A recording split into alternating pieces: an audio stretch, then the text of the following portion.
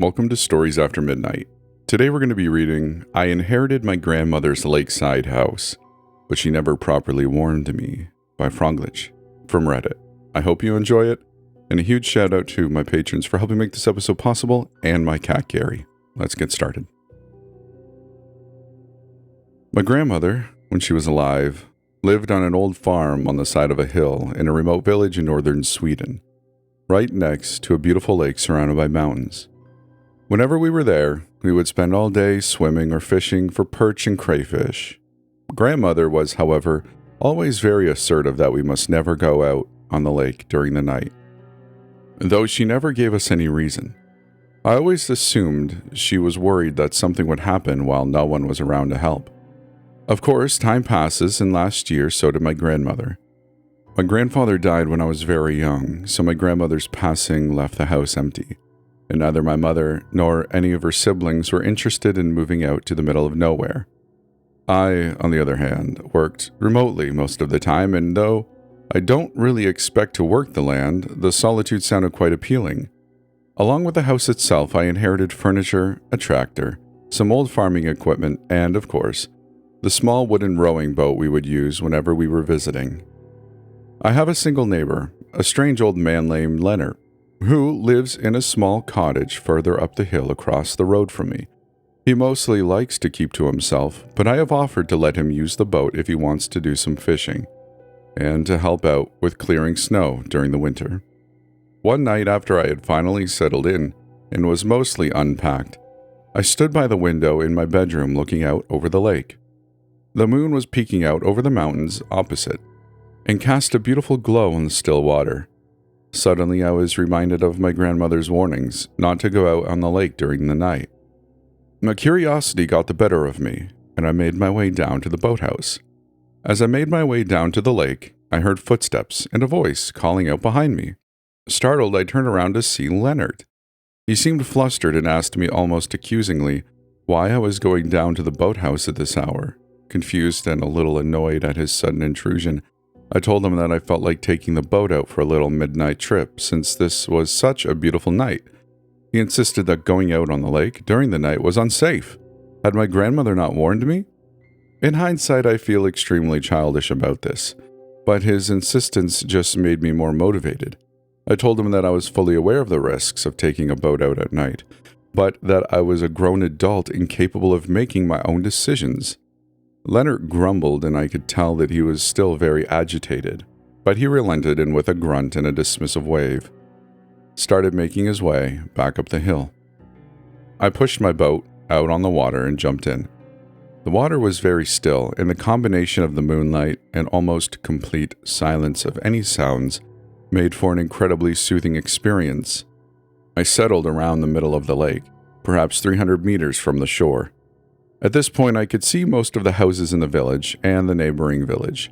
Looking over toward my house, I suddenly realized that Leonard's cottage was entirely dark.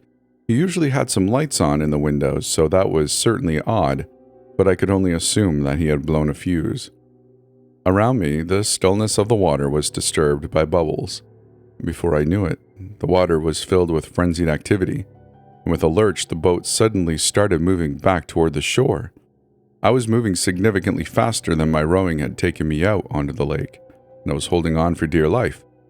I worried I would crash into the boathouse, but whatever pushed my boat along navigated it safely back to the spot where I would normally keep it moored, and it slid softly back onto land. I stood up, scared and confused, and looked around. 3 dark and bloated silhouettes emerged from the water. In the moonlight, they looked almost like soldiers in ghillie suits, but they clearly wore no diving equipment. They approached swiftly and grabbed me. The creatures smelled vaguely of fish and decaying vegetation, and they spoke in a language I could not comprehend. I managed to make out a single word that was repeated multiple times. Murmelgard. They dragged me inside the boathouse. One of them looked me dead into the eyes and covered my mouth as it made a gargled hushing sound. Its face was clearly not human, with bulging eyes without eyelids, 2 slits in place of a nose and no visible ears. I realized it was in fact not wearing anything. However, its leathery dark brown skin seemed to mimic the appearance of decaying leaves.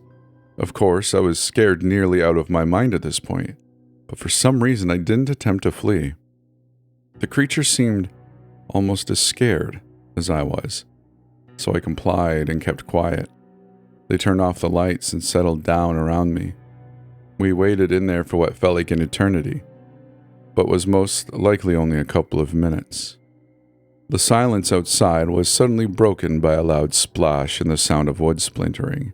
I could hear that something was emerging from the lake, followed by heavy, damp footsteps. From what I could tell, it seemed to be moving up the hill as the footsteps were getting more and more distant. As I sat in that boathouse, my senses turned to max by all of the adrenaline coursing through my body. The sounds of breaking glass and splintering wood reached us. Eventually, the footsteps returned, and whatever had come after us out of the lake made its way back into the water. A couple of minutes later, the three creatures that brought me into the boathouse quietly exchanged a few words. The one that had hushed me earlier gestured that I was free to leave, and then they left. I could hear them going back into the water. I fell back against the wall and slid down to the floor as my adrenaline abated, and the fear truly set in. I didn't move from that spot until the following morning. My house looked like a crime scene. The front door, along with its frame, had been torn out of the wall and lay several meters away on my lawn. Most of my windows and furniture was in pieces, and pools of water dotted the floor throughout the house. Leonard clearly knew more about the creatures that live in the lake. I resented that he hadn't been more forceful in stopping me from going out with the boat.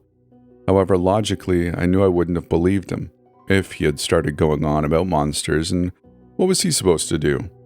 Nevertheless, I marched over to his cottage and banged on the door until he eventually opened it.